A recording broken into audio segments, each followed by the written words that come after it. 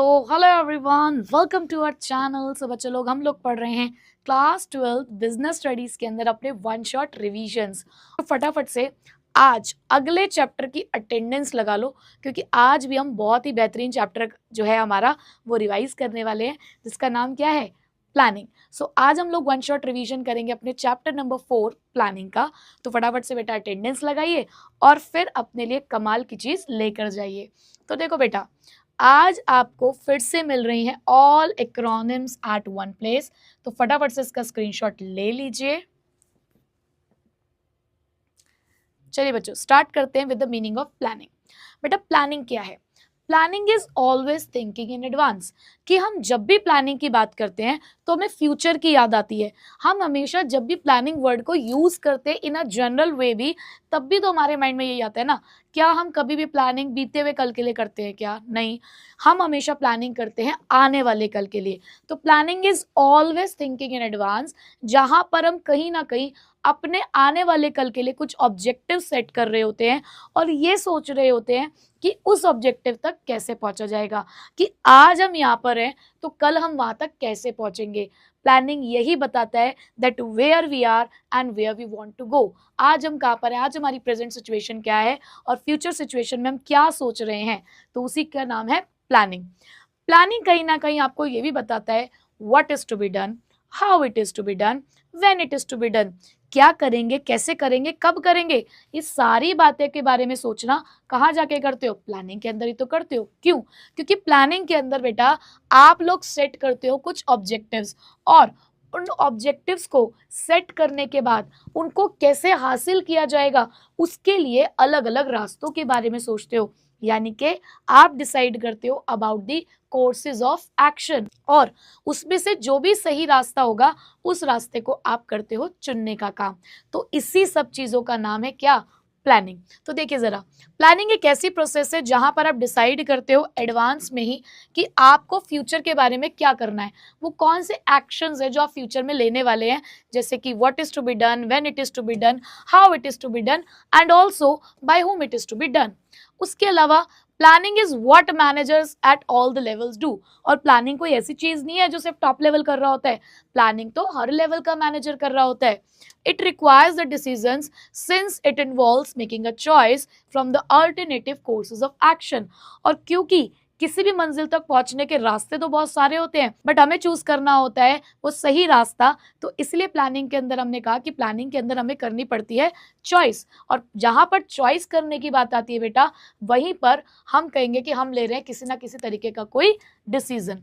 Planning bridges the gap between where we are and where we want to go. तो planning हमारे लिए वो रास्ता बनाता है कि आज हम कहाँ पर है और कल हमें कहाँ तक पहुंचना है, तो उस रास्ते को कैसे तय करना है, वो सारी चीजें हमें प्लानिंग बताता है।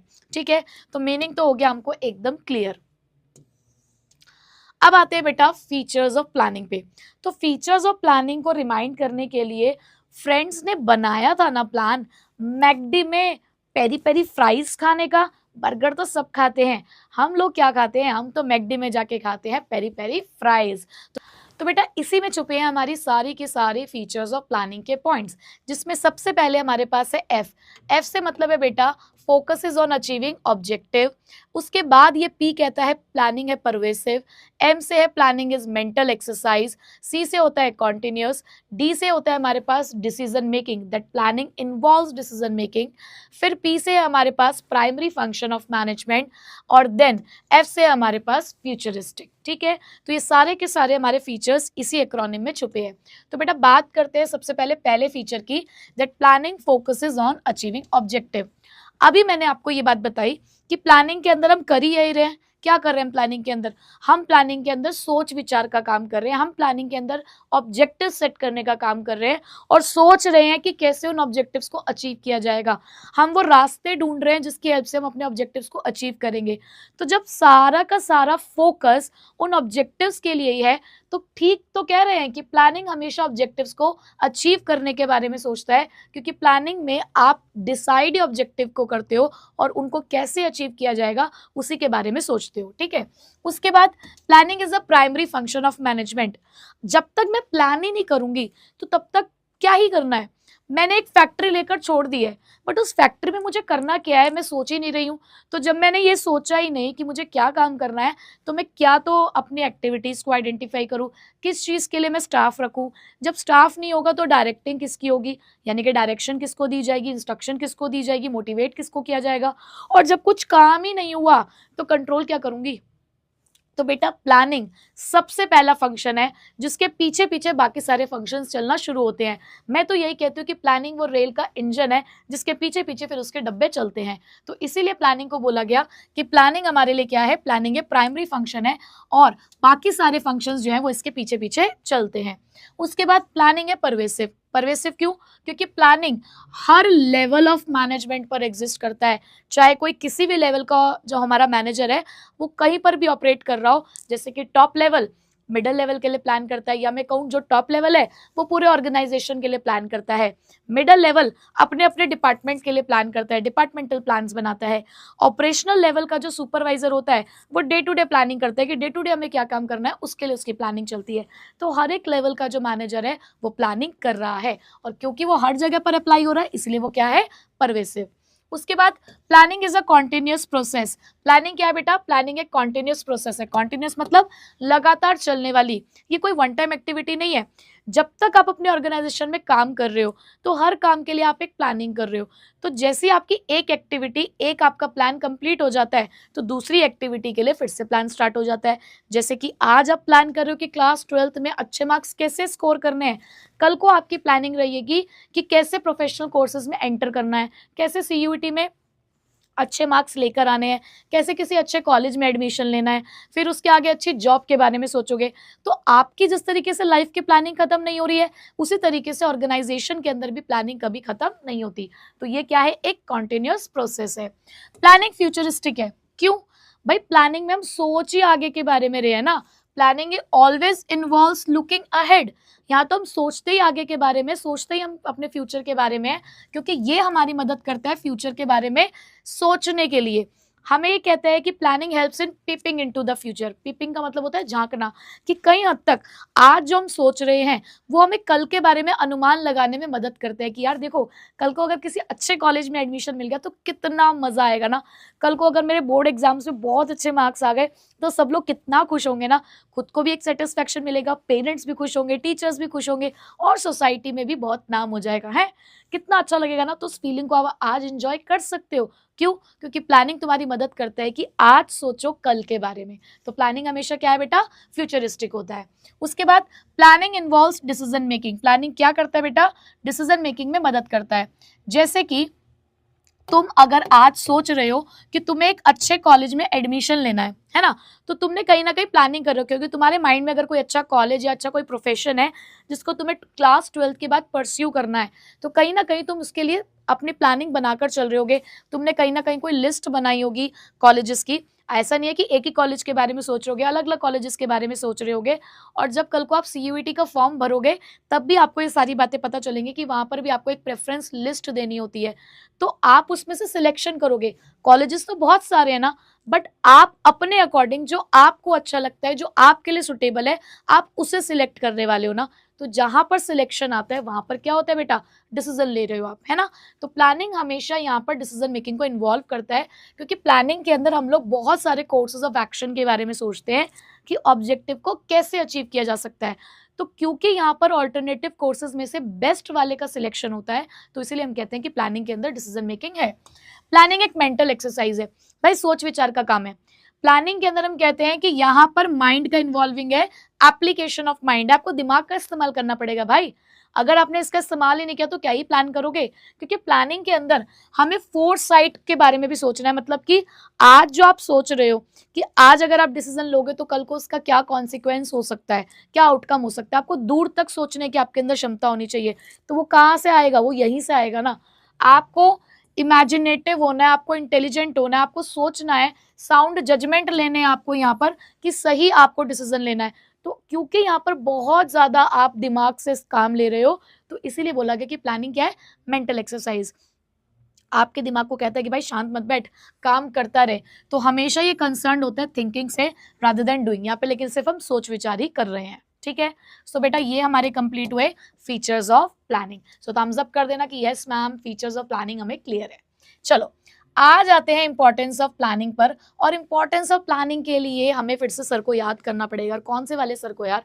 हमें डी सर को याद करना पड़ेगा कि भाई दिल्ली यूनिवर्सिटी के सर जी हमें प्लानिंग के बारे में सब कुछ समझ आ गया है, तो हम आपको फटाफट से डीएम कर रहे हैं। सो ड्यू सर को करो डीएम। इसी में छुपे हैं हमारे क्या सारे के सारे इंपॉर्टेंस ऑफ प्लानिंग के पॉइंट्स, जहां पर बच्चे डी से हमारा मतलब होता है डायरेक्शन, कि प्लानिंग हमें क्या देता है? डायरेक्शन देता है। यू से मतलब है अनसर्टेनिटी, कि प्लानिंग क्या करता है?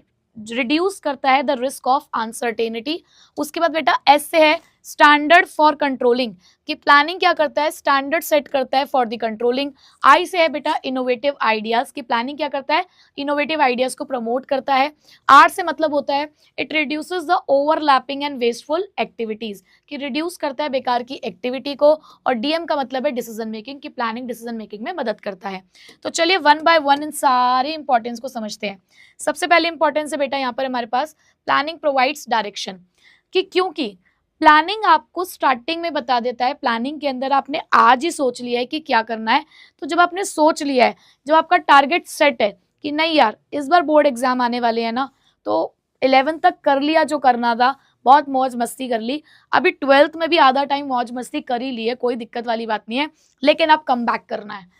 अब करना है कम बैक हाफ ईयरली से ही। हाफ ईयरली में धूम धमाका मचाना है, और ये धूम धमाका जो है ये रुकना नहीं चाहिए बोर्ड एग्जाम्स तक। ठीक है, तो तुमने टारगेट सेट कर लिया है, तुमने मान लिया कि 95 प्लस तुम लाकर दिखाओगे। ठीक है, तुम उन सभी लोगों को जवाब दोगे जो तुम्हें हर टाइम कहते हैं कि सुन तुझसे ना हो पाएगा, पर तुम उनको बताओगे कि मुझसे ही हो पाएगा। ठीक है, तो तुम्हें एक गोल सेट मिल गया है, तुम्हारी गोल सेटिंग हो गई है। अब तुम्हें टाइम टू टाइम डायरेक्शन मिलेगी। प्लानिंग आपको टाइम टू टाइम ये बताएगा कि सुन भाई तेरा यही गोल है, लिख लो एक जगह पर, जिस जगह को तुम रोज देखते हो ना, अपने मोबाइल का वॉलपेपर सेट कर लो कि हाँ 95 प्लस स्कोर करना है इस बार तो करके ही दिखाना है।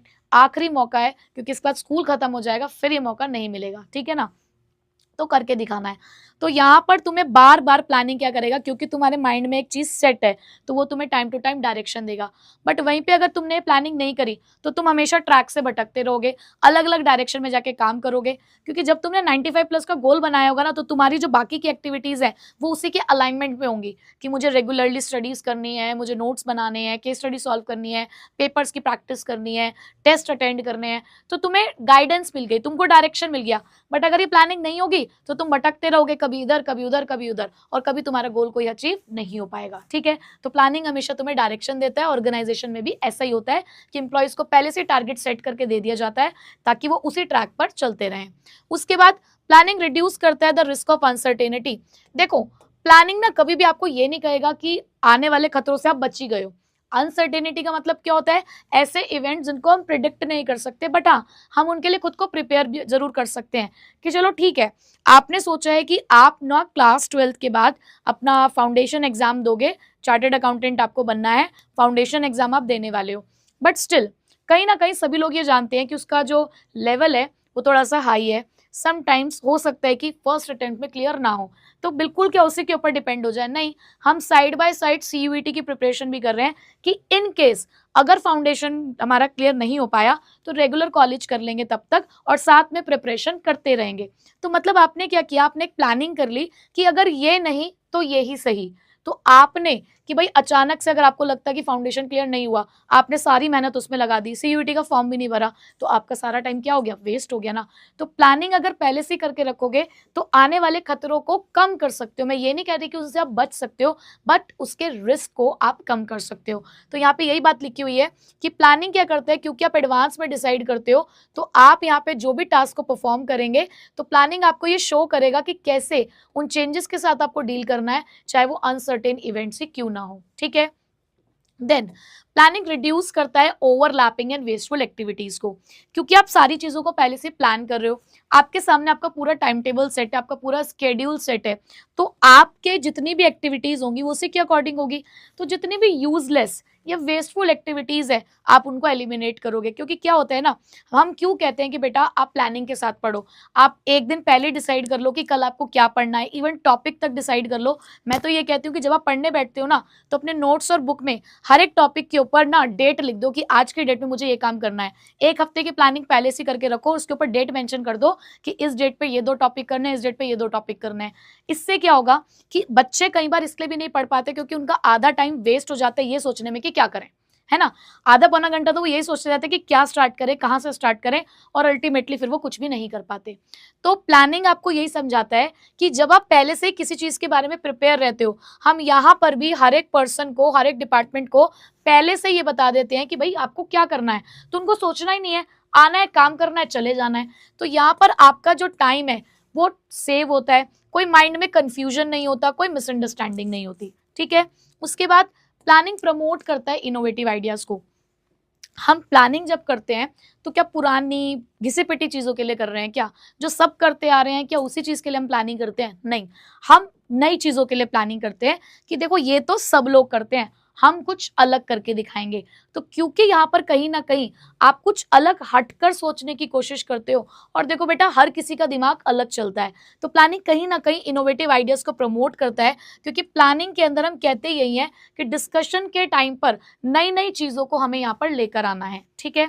उसके बाद प्लानिंग फैसिलिटेट डिसीजन मेकिंग, तो ये तो हमने फीचर से ही समझ लिया कि क्योंकि यहाँ पर बहुत सारे ऑल्टरनेटिव्स हैं कि 95 प्लस लाने के तो बहुत सारे रास्ते हो सकते हैं, हमें तो सही तरीका चुनना है, सही तरीके से हमको मार्क्स लेकर आने हैं। तो किसी भी काम को करने के बहुत सारे तरीके होते हैं जिसके लिए हम कुछ ऑल्टरनेटिव्स को यहाँ पर आइडेंटिफाई करते हैं, बट क्योंकि यहाँ पर हमें सिलेक्शन लेना होता है बेस्ट ऑल्टरनेटिव का, तो इसलिए यहाँ पर हम क्या ले रहे हैं? डिसीजन। उसके बाद planning establish the standard for the controlling, planning he controlling करने के लिए हमें स्टैंडर्ड देता है, टारगेट देता है कि भाई देखो आपका टारगेट ये है, अब आपकी एक्चुअल परफॉर्मेंस क्या है वो देखो। तो आप अपनी एक्चुअल परफॉर्मेंस को किससे कंपेयर करोगे? जब सामने कुछ होगा तभी ना। जब मैंने तुम्हें दे दिया कि बेटा 95 प्लस 95 प्लस 95 प्लस, अब तुमने भी अपने फोन के वॉलपेपर पे लगा रखा है, अब तुम्हारे हाफ ईयरली का रिजल्ट आएगा, फिर उसका तुम्हारे प्री बोर्ड का रिजल्ट आएगा, तो कहीं ना कहीं तुम अपने आप को कंट्रोल करोगे उससे, क्योंकि तुमने अपना एक स्टैंडर्ड सेट कर रखा है। तो प्लानिंग कंट्रोल करने के लिए आपको एक स्टैंडर्ड देता है कि भाई देखो तुम्हारा टारगेट तो हुआ है लेकिन तुम अभी यहीं तक हो, तो तुम किस तरीके से वहां तक पहुंचोगे इसमें तुम्हारी मदद करती है प्लानिंग, ठीक है। तो प्लानिंग आपको वो गोल्स देती है, वो स्टैंडर्ड्स देती है जिसके अगेंस्ट आपके एक्चुअल परफॉर्मेंस को हम मेजर करेंगे ताकि हम उस चीज को कंट्रोल कर सकें, ठीक है जी। समझ आ गए इंपॉर्टेंस ऑफ प्लानिंग सबको? थम्स अप कर देना, ठीक है। चलो आगे बढ़ते हैं नेक्स्ट। अब भाई इतनी अच्छी अच्छी बातें प्लानिंग की, पर प्लानिंग की कुछ बुराई भी तो होती हैं, तो आ जाओ प्लानिंग के लिमिटेशन पे जो कि इंपॉर्टेंट है हमारा from the examination point of view. Most of the time इसका क्वेश्चन एग्जाम में पूछा जाता है, ठीक है। तो भाई देखो लिमिटेशन में भी हमने पॉजिटिविटी ढूंढी और हमने कहा कि मिस्टर रिच रिच को ह्यूज टाइम एंड कॉस्ट लगाकर ही मिली सक्सेस, कि भाई ऐसे सक्सेस नहीं मिलती, अपना वक्त देना पड़ता है, थोड़ा पैसा भी लगाना पड़ता है, तब जाकर ही सक्सेस हासिल होती है। तो देखो जरा इसमें कहाँ छुपे हैं हमारे सारे के सारे लिमिटेशन के पॉइंट्स। बेटा जहां पर एम से मिस्टर का जो एम है वो हमें कहता है may not work in dynamic environment, planning dynamic environment में काम नहीं करता। रिजिडिटी, प्लानिंग कहीं ना कहीं क्या है बेटा? रिजिड है। उसके बाद रिड्यूसेस द क्रिएटिविटी, प्लानिंग क्या करता है? क्रिएटिविटी को रिड्यूस करता है। ह्यूज कॉस्ट लगती है यानी कि बहुत सारा पैसा लगता है। टाइम कंज्यूमिंग होती है हमारी प्लानिंग, और नॉट गारंटेड सक्सेस, यहां पर हमारी सक्सेस की कोई गारंटी नहीं होती। चलिए अब वन बाय वन इसको स्टडी करते हैं। सबसे पहले प्लानिंग के अंदर ना रिजिडिटी है, प्लानिंग बहुत रिजिडनेस के साथ आपको फॉलो करना होता है। क्यों भाई? देखो जब एक बार हमने प्लान किया होगा, अपना बहुत समय लगाया होगा, कहीं ना कहीं हो सकता है बहुत पैसा भी लगाया होगा, और बार बार अगर आप प्लानिंग को चेंज करेंगे, आप एक प्लानिंग के अकॉर्डिंग अपने आप को एडजस्ट करके आपने काम करना शुरू किया, फिर अचानक से आपने दूसरा प्लान बना लिया, फिर तीसरा प्लान बना लिया, ऐसे काम नहीं होता। एक बार जो प्लान बना लिया गया है उसी के ऊपर हमें स्ट्रिक्ट होकर, रिजिड होकर काम करना है, क्योंकि बार बार अगर आप प्लानिंग को चेंज करोगे तो ये पॉसिबल ही नहीं है और इससे टारगेट भी अचीव नहीं होते। तो ठीक है, ये प्लानिंग की एक बुराई है, स्ट्रिक्ट होना प्लानिंग की बुराई है, कोई बात नहीं, कि प्लानिंग जो है वो रिजिडिटी को अराइज करता है। क्यों? क्योंकि मैनेजर्स को वर्क करना पड़ता है according to the pre decided plan, they may not be in a position to change it. और एक बार जो बना दिया उसको आप चेंज नहीं कर सकते। आपके दादाजी ने आपका पूरा टाइम टेबल बना दिया है कि भाई देखो ऐसे बनेगा टाइम टेबल, अब तुमको लग रहा है कि नहीं यार आज मेरा मन नहीं कर रहा पढ़ने का, तो दादाजी इसको चेंज कर दो, नहीं, मना कर दिया कि नहीं ऐसा है तो ऐसा ही आपको फॉलो करना पड़ेगा, ठीक है।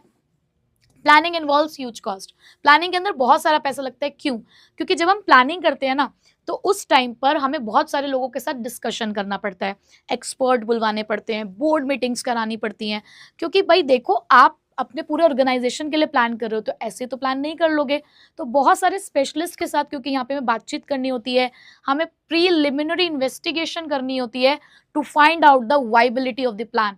मतलब कि हम इन्वेस्टिगेशन करके ये जानने की कोशिश करते हैं कि ये प्लान कब तक वर्क कर पाएगा, तो इन सभी चीज़ों में बहुत सारा हमारा पैसा जाता है, ठीक है। Planning reduces creativity.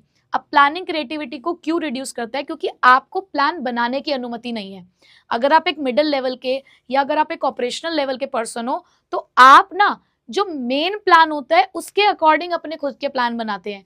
पहले टॉप लेवल मैनेजमेंट ही आपको एक प्लान बनाकर देता है, उसके बेसिस पर आप अपने डिपार्टमेंट के प्लान या आप अपने डे टू डे प्लान बनाते हो। आप मेन प्लान को बदल नहीं सकते, ना उससे डाइवर्ट हो सकते कि आप कह दो कि नहीं एक काम करते हैं मेन प्लान में चेंज करते हैं उसके अकॉर्डिंग फिर अपने प्लान बनाएंगे, नहीं, ये करना आपको अलाउड नहीं है। तो क्योंकि मेन प्लान बनाने की आपको अनुमति नहीं है तो वहां जो आपकी क्रिएटिविटी आ सकती थी कि आप मेन प्लान को और अच्छा बना सकते थे, क्योंकि आपको क्या करना है उस प्लान के अकॉर्डिंग ही अपने प्लान को डिजाइन करना है ना, वही आपके लिए बेस स्ट्रक्चर होगा जिसके बेसिस पर आप अपना प्लान बनाओगे। तो यहाँ आपकी खुद की नहीं चल रही ना कि अपने हिसाब से इसको डिजाइन कर सको, वहां के अकॉर्डिंग ही आपको अपना प्लान बनाना है, तो इसीलिए आपकी क्रिएटिविटी यहाँ पर क्या हो जाती है, रिड्यूस हो जाती है।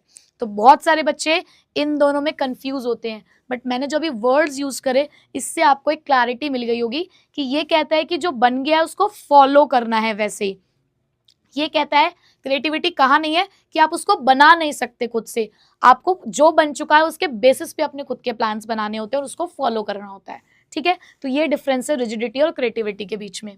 सो मिडिल लेवल मैनेजमेंट और अदर डिसीजन मेकर्स वो अलाउड ही नहीं करते हैं उनको कि आप ना तो यहाँ से हट सकते हो इस प्लान से, ना इसके अंदर अपने अकॉर्डिंग किसी भी तरीके का कोई चेंज कर सकते हो, तो इसलिए क्रिएटिविटी नहीं होती।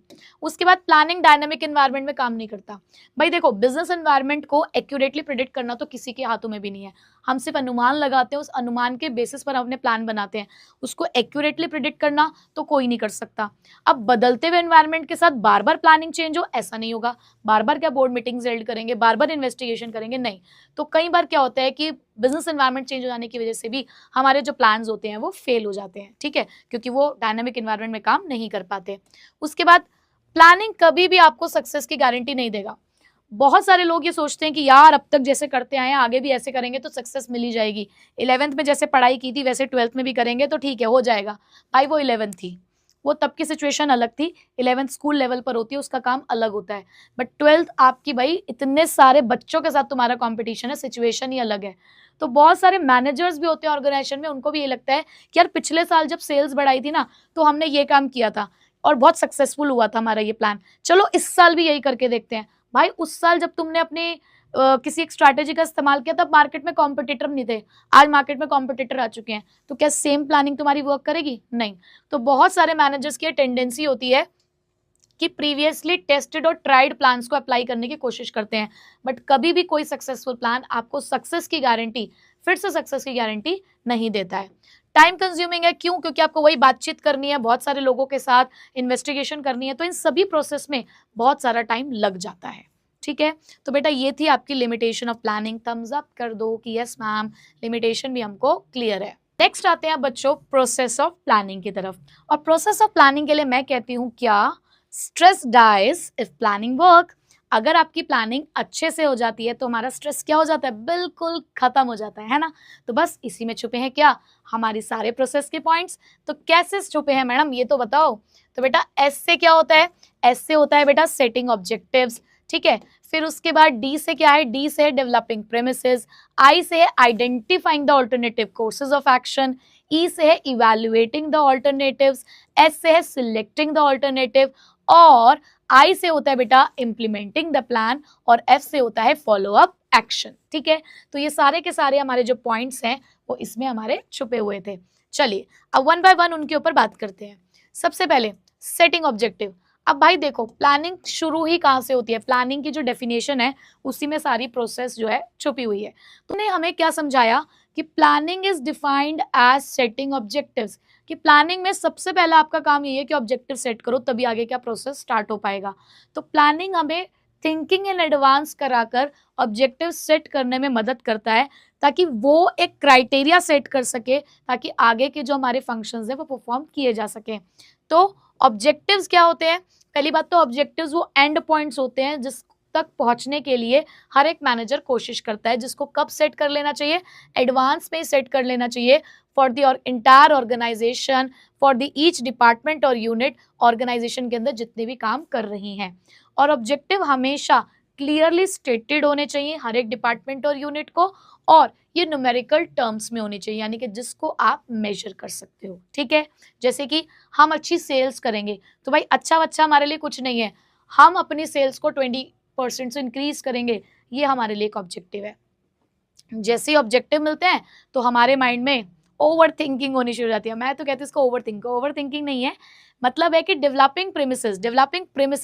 बेटा प्रेमिसेस का मतलब यहाँ पर है अजम्पशन, फ्यूचर अजम्पशन, कि अब यहाँ पर हम फ्यूचर के बारे में अजम्पशन बनाएंगे कि क्या हो सकता है। हमने ऑब्जेक्टिव तो सेट कर लिए हैं, बट उस ऑब्जेक्टिव को हमें हासिल करना है, तो हासिल करने के लिए क्या हो सकता है, तो फ्यूचर के बारे में जब भी हम अजम्पशन बनाते हैं उसको बोलते हैं डेवलपिंग प्रेमिसेस। तो प्लानिंग क्योंकि कंसर्न्ड है विद द फ्यूचर और वो भी अनसर्टेन है, तो हर एक प्लानर को यहाँ पर सोच विचार करना है about what might happen in future, कि फ्यूचर में क्या हो सकता है। आपने ऑब्जेक्टिव तो सेट कर लिया, बट अभी भी फ्यूचर में क्या क्या हो सकता है उसके बारे में हम लोग कहाँ देखते हैं, डेवलपिंग प्रेमिसेस में।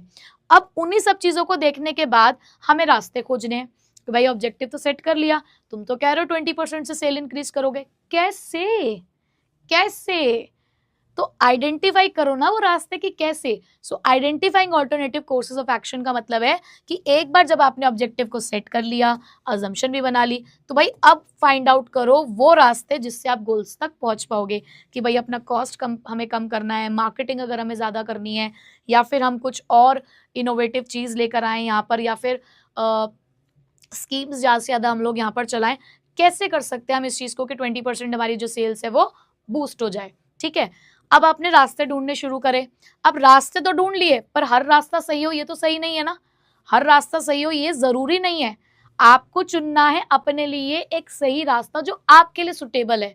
तो अब आप यहाँ पे इवैल्यूएट करते हो, और इवैल्यूएशन में आप करते हो प्रोज और कॉन्स के ऊपर वर्क, यानी कि हर एक ऑल्टरनेटिव के पॉजिटिव और नेगेटिव एस्पेक्ट्स को ढूंढने की कोशिश करते हो कि पॉजिटिव पॉइंट्स कितने और नेगेटिव पॉइंट्स कितने हैं। ठीक है, उसके बाद जब आपके सामने सारे पॉजिटिव और नेगेटिव पॉइंट्स आ जाते हैं, तो उन्हीं के बेसिस पर आप बेस्ट ऑल्टरनेटिव को क्या करते हो बेटा, आप बेस्ट ऑल्टरनेटिव को सिलेक्ट करते हो, एक ऐसा ऑल्टरनेटिव जो कि होता है मोस्ट फीजिबल, फीजिबल मतलब फीजिबल मतलब सुटेबल, मोस्ट सुटेबल, प्रॉफिटेबल, और कैसा होना चाहिए, विद लीस्ट कॉन्सिक्वेंसेस, यानी कि जिसके नेगेटिव पॉइंट्स कम होंगे, ज्यादा प्रॉफिटेबल दिख रहा होगा, ज्यादा सुटेबल दिख रहा होगा, ऐसे ऑल्टरनेटिव को हम यहाँ पर सिलेक्ट कर लेते हैं। ठीक है, अब जब हमने अपना एक ऑल्टरनेटिव सिलेक्ट कर लिया है, तो उसके बाद हम ये करना है असली काम, इम्प्लीमेंटिंग द प्लान। अब इम्प्लीमेंटिंग द प्लान का मतलब क्या होता है, putting the plan into action, यानी कि अब उस प्लान के ऊपर हमें काम करना शुरू कर देना है। जो आपने सोच लिया कि ये काम करना है, तो अब आपको वो चीज करनी स्टार्ट कर देनी है। ठीक है, उसके बाद फॉलो अप एक्शन, सिर्फ काम कर देने से थोड़ी ना होता है, टाइम टू टाइम चेक करना है, रिव्यू करना है, मॉनिटर करना है कि जैसा हमने सोचा था, जैसे हमने ऑब्जेक्टिव सेट किए थे, क्या वैसे ऑब्जेक्टिव पूरे हो रहे हैं या नहीं हो रहे हैं। हमने सोचा कि हम एडवर्टाइजमेंट कराएंगे, और एडवर्टाइजमेंट कराने की वजह से फायदा हो भी रहा है या नहीं हो रहा है, सेल्स बढ़ भी रही है या नहीं बढ़ रही है, तो ये हमें यहाँ पर चेक करना है किसी की हेल्प से, in the step of follow up action में। ठीक है जी, चलो ये तो कंप्लीट हो गई बेटा हमारी टाइप प्रोसेस ऑफ प्लानिंग। अब आखिरी टॉपिक, आखिरी बिल्कुल आखिरी, टाइप्स ऑफ प्लान। अब आप सभी को पता है कि हमारे पास दो टाइप ऑफ प्लान होते हैं, सिंगल यूज और स्टैंडिंग यूज।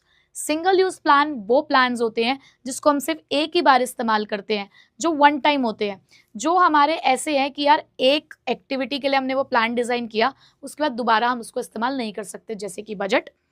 एक पीरियड ऑफ टाइम के लिए, एक साल के लिए हमने अपना बजट बनाया, सपोज करो सेल्स बजट बनाया, अब अगले साल के लिए फिर से उसको बनाना पड़ेगा क्योंकि सिचुएशन अगले साल कुछ और होगी, है ना।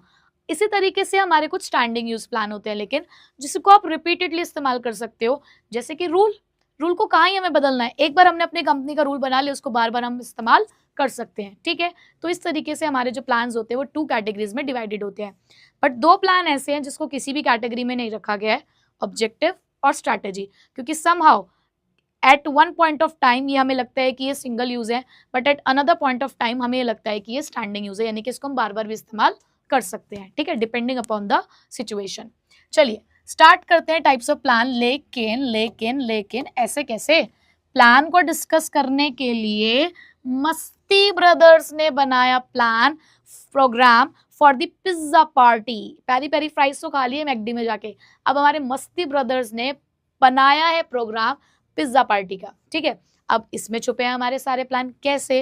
बेटा एम से है हमारे पास मेथड, बी से है बजट, आर से है रूल, ओ से है ऑब्जेक्टिव, एस से है स्ट्रैटेजी। प्रोग्राम अपने आप में ही एक प्लान का नाम दे रखा है। पी से है प्रोसीजर और फिर पी से है पॉलिसी, ठीक है। चलिए अब वन बाय वन इन सबको हम लोग डिस्कस करते हैं। सबसे पहला है ऑब्जेक्टिव। ऑब्जेक्टिव क्या होता है? ऑब्जेक्टिव हमारे वो एंड पॉइंट्स हैं जहां तक हर एक मैनेजर पहुंचने की कोशिश करता है कि भाई मेरा ये टारगेट है, मैंने तुमको बोल दिया कि नेक्स्ट 2 ईयर्स के अंदर प्रॉफिट 30% से इंक्रीज हो जाना चाहिए, तो हमने आपको एक ऑब्जेक्टिव दे दिया कि देखो भैया यहां तक हमको पहुंचना है, ये हमारा डेस्टिनेशन पॉइंट है, ठीक है। तो प्लानिंग वो एंड पॉइंट्स है जहां तक हर एक मैनेजर पहुंचने की कोशिश कर रहा है। हमेशा इसको आपने कैसे एक्सप्रेस करना है? इन सम न्यूमेरिक टर्म्स, यानी कि जिसको आप क्या कर सको, मेजर कर सको। प्लानिंग को डिजाइन हमेशा टॉप मैनेजमेंट करता है, ठीक है। ये तो हमें पता ही है कि जो मेन ऑब्जेक्टिव होता है वो हमारा टॉप मैनेजमेंट ही करके आपको देगा, बाकी के सब लोगों को उसको जस्ट फॉलो करना है। उसके अलावा ये आपको फ्यूचर पोजीशन के बारे में बताता है, ये फ्यूचर स्टेट ऑफ अफेयर्स को क्या करता है, रिफ्लेक्ट करता है। जैसे कि यहाँ पर एक एग्जांपल दे रखा है कि हमें सेल्स को इंक्रीज करना है 10% से इन द नेक्स्ट क्वार्टर, और हम कह रहे हैं कि हमें 20% रिटर्न चाहिए अपनी इन्वेस्टमेंट के ऊपर, तो ये हमारे ऑब्जेक्टिव्स हो सकते हैं। नेक्स्ट स्ट्रैटेजी क्या होती है? स्ट्रैटेजी सबसे इंपॉर्टेंट होता है ना, क्योंकि स्ट्रैटेजी ना केस स्टडी में बच्चों पहचानने में थोड़ा सा दिक्कत करता है। तो स्ट्रैटेजी के लिए क्या है बेटा? स्ट्रैटेजी आपकी वो ब्रॉड आउटलाइन बाउंड्री है किसी भी ऑर्गेनाइजेशन बिजनेस के अंदर जिसको आपको फॉलो करना है। देखो मैं कैसे डिफाइन करती हूँ कि स्ट्रैटेजी क्या है? आपके लिए एक तरीके का फ्यूचर डायरेक्शन है जो आपके गोल्स को अचीव करने में मदद करता है। कि जहां पर ऑब्जेक्टिव में तो आपने सिर्फ गोल्स को डिसाइड किया है, बट उस गोल्स को अचीव कैसे किया जाएगा in future, in the long run, वो आपको स्ट्रैटेजी बताता है, ठीक है।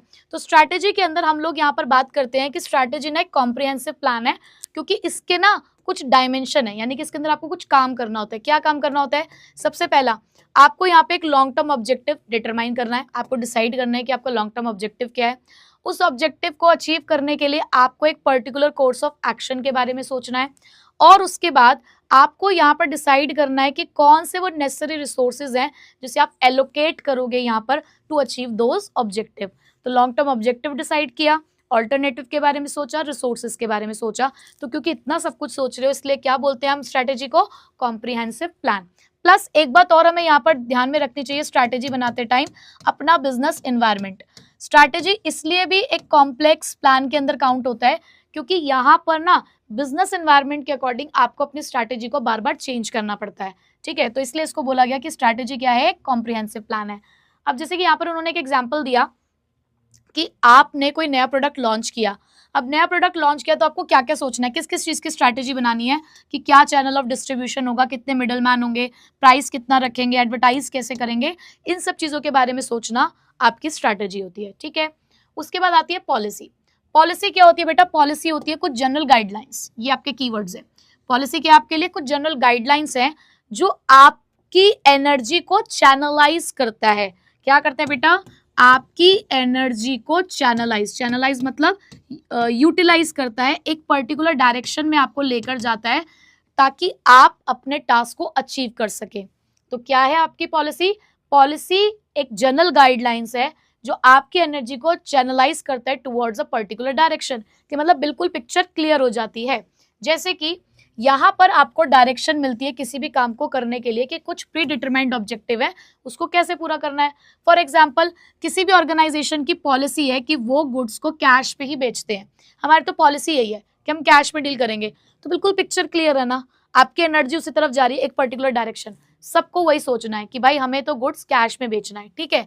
या फिर reserving some post in the organisation, हमने यहाँ पर अपने 5% जो पोस्ट है वो वुमेन्स के लिए रिजर्व कर रखी है, हमारी पॉलिसी है कि हम 5% जो पोस्ट होती है वो वुमेन्स के लिए रिजर्व करके रखते हैं, तो ये हमारी पॉलिसी है। तो पिक्चर बिल्कुल क्लियर है, आपकी एनर्जी बिल्कुल उसी डायरेक्शन में जा रही है, जनरल गाइडलाइंस है, सबके लिए सेम है, ठीक। अच्छा, अब प्रोसीजर क्या होता है? प्रोसीजर स्टेप्स होते हैं, कुछ रूटीन स्टेप्स होते हैं, कुछ सिक्वेंशियल स्टेप्स होते हैं to perform a given task. कि ये क्या है? कुछ सीक्वेंस ऑफ रूटीन स्टेप्स है जिनको परफॉर्म किया जाता है क्रोनोलॉजिकल ऑर्डर में। क्रोनोलॉजिकल ऑर्डर मतलब step by step, one after one, to carry out the activities, ताकि हम अपनी एक्टिविटीज को पूरा कर सकें within a broad policy framework, लेकिन अपने दायरे में रहते हुए। और वो दायरा आपको कहाँ मिला है? ये रहा, पॉलिसी में, कि हमारी पॉलिसी ने हमें कोई डायरेक्शन दी है, कुछ चीजें बताई हैं, उन चीजों को ध्यान में रखते हुए जब हम काम करते हैं, स्टेप्स को फॉलो करते हैं, तो वो हो जाता है हमारा प्रोसीजर। जैसे कि ये हमें ये तक बताते हैं कि क्या एग्जैक्ट मैनर है जिसमें किसी भी काम को परफॉर्म किया जा सकता है। तो ये जो आपको वर्ड्स मिल रहे हैं ये भी आपके लिए कुछ कीवर्ड्स होते हैं, ठीक है। Sequence of routine step, exact manner जिसमें किसी भी काम को किया जाएगा। जैसे कि किसी ऑर्गेनाइजेशन के अंदर एक प्रोसेस है सिलेक्ट करने का, कि भाई पहले हम एप्लीकेशन मंगवाते हैं, फिर हम टेस्ट लेते हैं, फिर इंटरव्यू होता है, फिर हम बैकग्राउंड चेक करते हैं उस बंदे का, उसके बाद हम सिलेक्ट करते हैं, फिर लेकिन हम मेडिकल एग्जामिनेशन भी लेते हैं। तो ये हमारा एक प्रोसेस है सिलेक्शन करने का। तो प्रोसेस मतलब एक प्रोसीजर है, ठीक है। Next, method. अब मेथड क्या होता है? मेथड तो होते हैं तरीके। मेथड का मतलब क्या होता है? तरीके। Methods are the prescribed way, या फिर कह सकते हो वो वेज, वो manner in which a task has to be performed, जिसमें किसी भी काम को कंप्लीट किया जा सकता है। अब फिर से वही, किसी भी काम को करने के बहुत सारे मेथड होते हैं, हमें बेस्ट मेथड चूज करना है।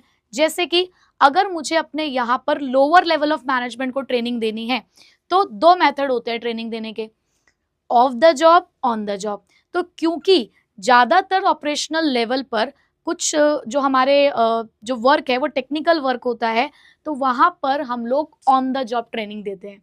बट वहीं पे अगर मैं मिडिल लेवल मैनेजर्स की बात करूँ या टॉप लेवल की, हायर लेवल मैनेजर्स की बात करूँ, तो उनको ऑन द जॉब से ट्रेनिंग नहीं दी जाती, उनको ऑफ द जॉब मैथड से ट्रेनिंग दी जाती है, जैसे कि प्रोग्राम्स या लेक्चर मैथड, सेमिनार्स, वर्कशॉप्स के थ्रू, ठीक है। तो ये कुछ हमारे मैथड्स के एग्जाम्पल थे कि इस तरीके से अलग अलग चीज़ों के लिए अलग अलग मैथड यूज होता है, ठीक है। Next, rule. अरे सबसे आसान, सबसे आसान, बिल्कुल प्यारा सा, क्योंकि रूल तो हमने तोड़ना ही है ना। तो रूल क्या होते हैं? Rules are the specific statement. ये क्या है? हमारे कीवर्ड स्पेसिफिक स्टेटमेंट है जो हमें बताता है what is to be done and what not, क्या करना है और क्या नहीं करना है ऑर्गेनाइजेशन के अंदर। जब इस चीज़ की प्लानिंग हम पहले से कर लेते हैं तो उसको हम क्या बोलते हैं? उसको हम बोलते हैं रूल। और ये आपके बिहेवियर को यहाँ पे गाइड करता है, और रूल को तोड़ना बिल्कुल भी अलाउड नहीं है। कोई फ्लेक्सिबिलिटी, कोई डिस्क्रिएशन, कोई अपनी मनमानी नहीं होती यहाँ पर। बहुत ही ज़्यादा रिजिड होता है। सिंपलेस्ट प्लान है बट रिजिड है। क्यों? क्योंकि अगर रूल को तोड़ोगे तो पेनल्टी और पनिशमेंट के लिए फिर तैयार रहना। जैसे कि हमने रूल बनाया, no smoking in the office premises, धूम्रपान करना ऑफिस के अंदर तो निषेध है भाई, नहीं कर सकते हो, ठीक है। उसके अलावा रूल को तोड़ोगे तो पेनल्टी को इनवाइट करोगे, तो तैयार रहना पेनल्टी को भरने के लिए। तो बहुत ही सिंपल सा होता है। आगे देखो, प्रोग्राम। अब प्रोग्राम क्या है बेटा? प्रोग्राम तो इन सभी का ग्रुप है, मैं तो कहूंगी प्रोग्राम में तो सब कुछ आ जाता है। तो ये एक डिटेल्ड स्टेटमेंट होती है किसी भी प्रोजेक्ट की, जो आउटलाइन करती है किसके बारे में? ऑब्जेक्टिव भी है, पॉलिसी भी है, प्रोसीजर भी है, रूल भी है, टास्क भी है, फिजिकल, ह्यूमन रिसोर्स, सब कुछ है यहाँ पे, ताकि हम अपना एक कोर्स ऑफ एक्शन को इम्प्लीमेंट कर सके। तो जब प्रोग्राम आता है तो सारे के सारे प्लान उसके अंदर आ जाते हैं। जैसे कि किसी शॉपिंग मॉल को अगर मुझे कंस्ट्रक्ट करना है तो उसमें ऑब्जेक्टिव भी होगा, उसके अंदर स्ट्रैटेजी भी होगी, पॉलिसी भी होगा और प्रोसीजर भी होगा, मतलब सब कुछ होगा, ठीक है। Next, budget. अब बजट क्या होता है? सब प्लान बना लो, बिना बजट के तो तुम अधूरे रह जाओगे ना। तो बेटा क्या है? बजट आपके लिए एक ऐसी स्टेटमेंट है, या मैं इसको थोड़ा सा और करेक्ट वे में लिखूं तो बजट हमारे लिए एक न्यूमेरिकल स्टेटमेंट है जो हमारे एक्सपेक्टेड रिजल्ट के बारे में बताती है, जो हमें ये बताती है, वैसे यहाँ पर आगे आ ही गया था एक्सप्रेस्ड इन न्यूमेरिक टर्म्स, तो लिख देंगे अगर यहाँ पे न्यूमेरिकल तो फिर यहाँ पर लिखने की जरूरत नहीं पड़ेगी, ठीक है। तो बजट क्या है, हमारे लिए एक ऐसी स्टेटमेंट है जहां पर रिजल्ट को एक्सप्रेस किया जाता है इन numerical terms, in terms of number हम बता रहे हैं कि हम क्या अचीव करना चाहते हैं for a definite period of time, एक पर्टिकुलर टाइम पीरियड के लिए। जैसे कि हमने एक मंथ के लिए अपना सेल्स बजट बनाया कि किसी एक पर्टिकुलर एरिया में एक महीने के अंदर किसी एक पर्टिकुलर प्रोडक्ट की कितनी सेल हो सकती है, तो ये हमारा सेल्स बजट हो गया। पहले से सोच रहे हो, हम अपने ऑर्गेनाइजेशन में अलग अलग तरीके के बजट बनाते हैं, जैसे कि कैश बजट, कि कितना कैश का इनफ्लो होगा और कितना कैश का आउटफ्लो, कितना पैसा आएगा कितना पैसा जाएगा, उसको हम कैश बजट कहते हैं। हमारे देश का भी तो बजट बनता है, उसमें भी तो हम यही सब चीज़ें देते हैं कि कितने एक्सपेक्टेड हमारे एक्सपेंसेस हैं और कितने हमारे एंटिसिपेटेड इनकम्स हो सकती हैं, रेवेन्यूज हो सकते हैं। तो ये सारी चीज़ें किसके अंदर आ रही है बेटा, ये जब हम बात कर रहे हैं ये है हमारा बजट। अब बजट को बोला जाता है कि क्या ये कंट्रोल डिवाइस है, बिल्कुल। बजट को देख के ही तो हमें समझ में आता है कि हम कहाँ कहाँ चल रहे हैं, कहाँ कहाँ पहुंच रहे हैं। क्यों? क्योंकि हमारे पास कुछ न्यूमेरिकल टर्म्स है जिससे हम कंपैरिजन कर पा रहे हैं। बजट को कहा जाता है कि प्लानिंग में क्यों आता है, क्योंकि बजट के अंदर फोरकास्टिंग है। हमेशा हम बजट भी किसके लिए बनाते हैं, आगे के लिए बनाते हैं, तो इसलिए बजट प्लानिंग के अंदर आता है, ठीक है। तो बेटा ये थे हमारे 8 टाइप्स ऑफ प्लान जो हमने यहाँ पे कंप्लीट किए, और मुबारक हो, वन शॉट खत्म हो गया आपका प्लानिंग चैप्टर, मैंने आपको पढ़ा दिया पूरा। तो बताओ बच्चों, कैसा समझ में आया आपको ये प्लानिंग चैप्टर और कितने अच्छे से रिवाइज हुआ इस वन शॉट के थ्रू। और सुन लो, पढ़ा तो दिया है, तैयारी करना मत भूलना। अब वन शॉट करके आपके सारे कॉन्सेप्ट्स बढ़िया तरीके से रिवाइज तो हो गए होंगे, बट आपको अब एक काम करना है, आपको यहाँ पर अब कुछ केस स्टडीज की प्रैक्टिस करनी है, कुछ क्वेश्चंस की प्रैक्टिस करनी है, तभी आपको पता चलेगा कि आपकी जो तैयारी है कैसी हुई है, ठीक है बच्चों। अब मिलूंगी आपसे नेक्स्ट वीडियो में अगले चैप्टर के साथ, तो तब तक लगे रहो, अच्छे से हार्ड वर्क करो, और till then take care, bye bye. Thank you so much इस लेक्चर को पूरा ध्यान से देखने के लिए। आई होप आपको ये पूरा वीडियो लेक्चर बहुत अच्छे से समझ आया होगा। मुझे कमेंट करके ज़रूर बताना कि क्या ये वीडियो लेक्चर आपको अच्छे से समझ आया, और अगर आपके मन में कोई भी डाउट है इस वीडियो के अंदर तो प्लीज़ मुझे कमेंट करना, मैं पूरी कोशिश करूँगा आपके रिप्लाई करने की। हमारे चैनल को सब्सक्राइब ज़रूर कर लेना, और यहाँ पर जो प्लेलिस्ट्स आ रही हैं उन्हें अच्छे से फॉलो करना, इसमें आपकी कंप्लीट प्रिपरेशन हो जाएगी। एंड जाने से पहले हमारे इन सोशल मीडिया अकाउंट्स पर मेरे साथ पर्सनली कनेक्ट हो सकते हो, और मुलाकात करूँगा अब आपसे आपकी नेक्स्ट वीडियो में।